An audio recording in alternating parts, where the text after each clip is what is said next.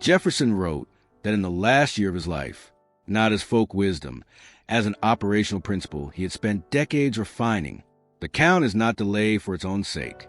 It is a creation of a specific cognitive window, a gap between the stimulus and the response in which processing can occur that would otherwise be foreclosed by the speed of the emotional reaction.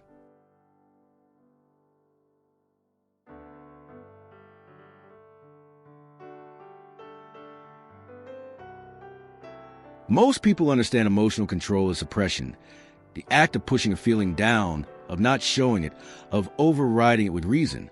But the psychology of emotional processing describes something structurally different.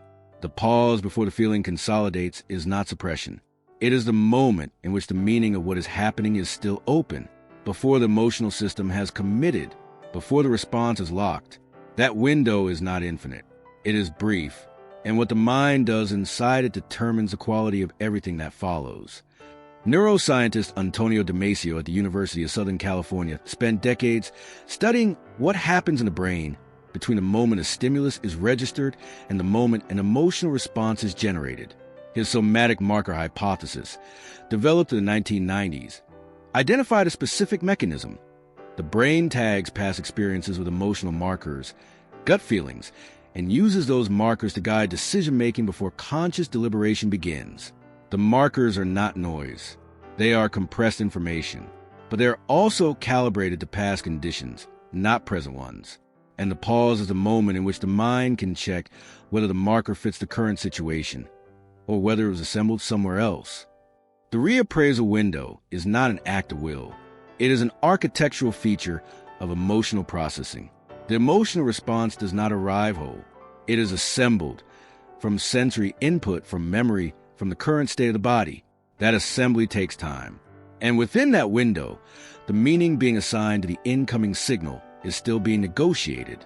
The mind that has learned to inhabit that window, not to suppress what is forming, but to stay present while it forms, is a mind with access to information that the reflexive response cannot wait for.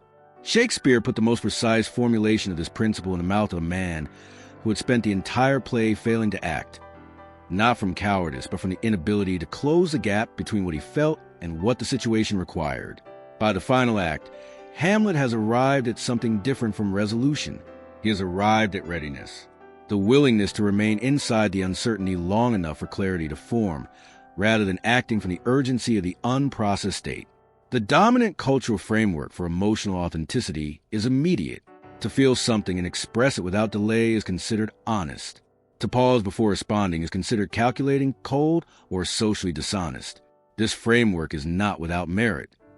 There are situations in which the immediate response carries genuine information that deliberation would distort, but it rests on a misunderstanding of what an immediate emotional response actually is.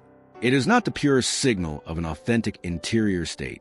It is the output of a system that is processing faster than it is thinking. The immediate emotional response is fast precisely because it has bypassed the appraisal process. It has borrowed from the archive of past responses, from the body's existing library of what this kind of stimulus has meant before, and produce an output calibrated to those past conditions. That output may be accurate. It may also be entirely miscalibrated.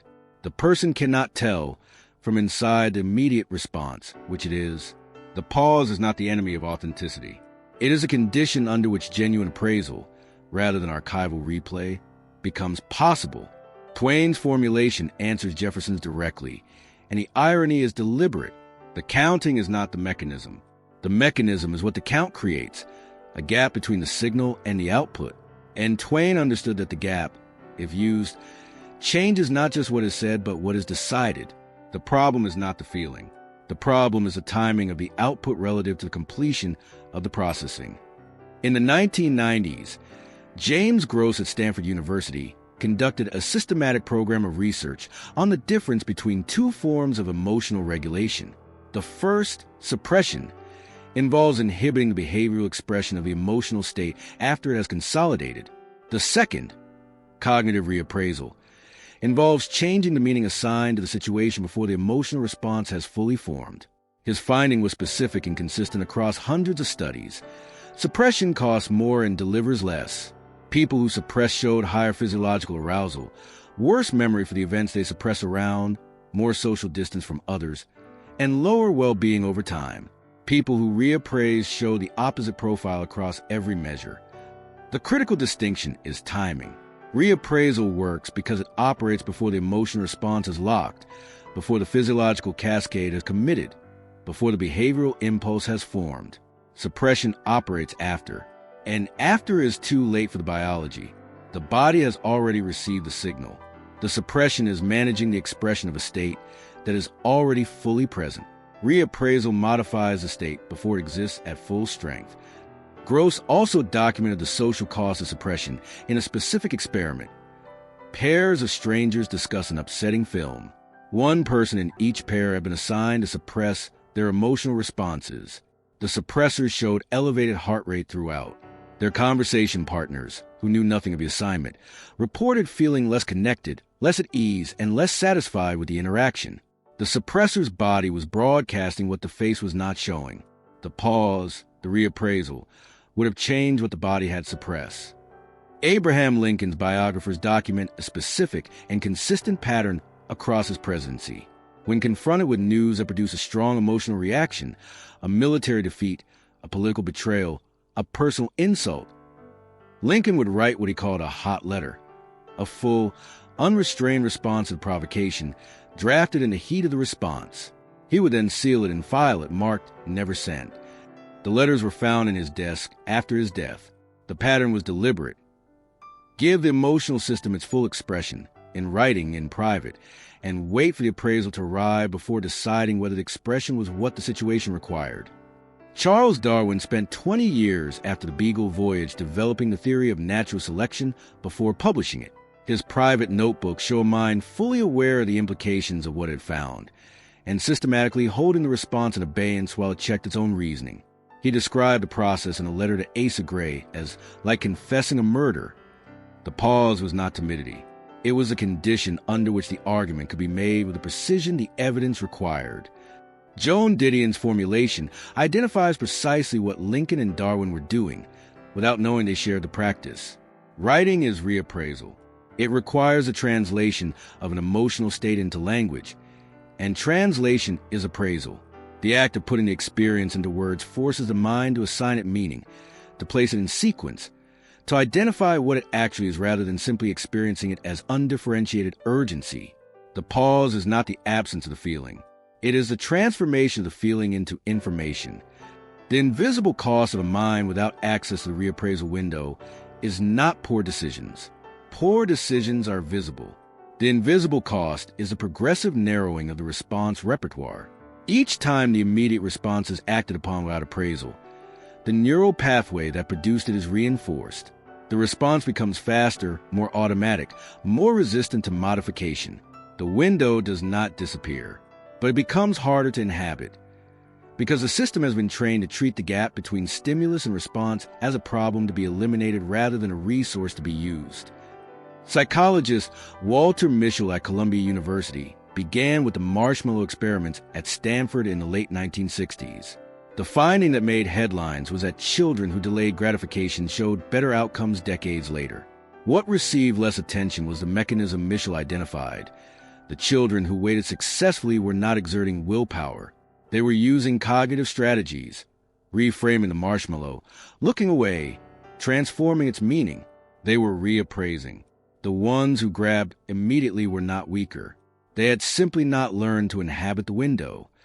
The specific cost Mischel documented is not impulsivity as a character flaw.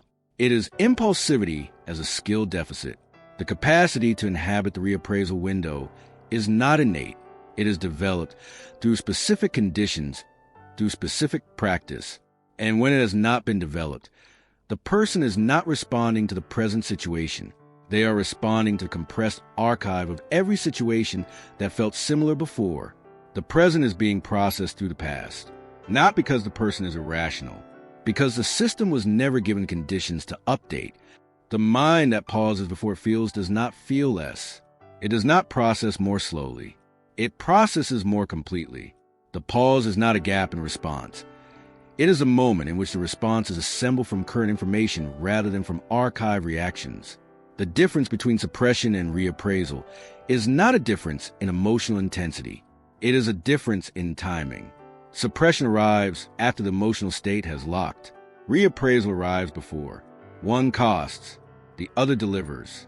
The capacity to distinguish between them, to notice in real time whether the window is still open, is not a personality trait. It develops through the accumulated practice of moments in which the mind noticed it was about to respond and paused long enough to find out what was actually responding to.